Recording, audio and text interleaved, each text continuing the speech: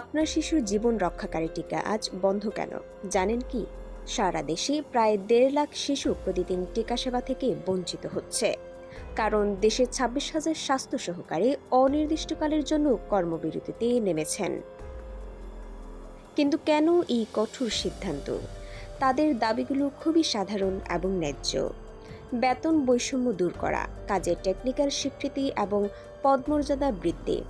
যারা আমাদের শিশুদের জন্মের পর ১০টি মারাত্মক রোগ থেকে বাঁচান, তারাই আজ নিজেদের অধিকার থেকে বঞ্চিত। এটা আজকের দাবি নয়, দশকের পর দশক ধরেই চলে আসা এক বঞ্চনার গল্প।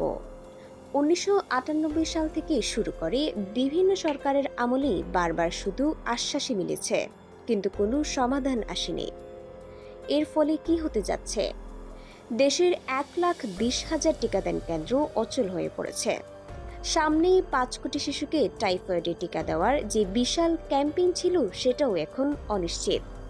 আমাদের স্বাস্থ্য ব্যবস্থার মেরুদণ্ডই যদি এভাবে ভেঙে পড়ে, তাহলে শিশুদের ভবিষ্যৎ সুরক্ষিত থাকবে কিভাবে?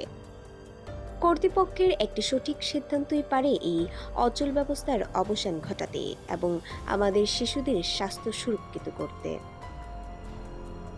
এই ধরনের গুরুত্বপূর্ণ আপডেট পেতে আমাদের সঙ্গে থাকুন।